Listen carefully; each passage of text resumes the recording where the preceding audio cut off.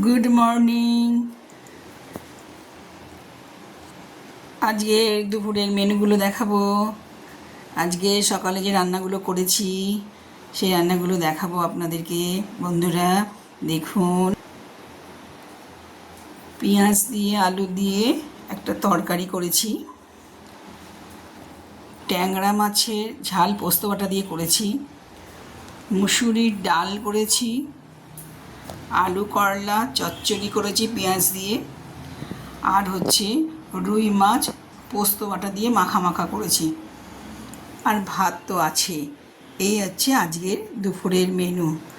তো মেনুগুলো কেমন হয়েছে আপনারা কমেন্ট, লাইক, সাবস্ক্রাইব করবেন যে যেখানে থাকবেন।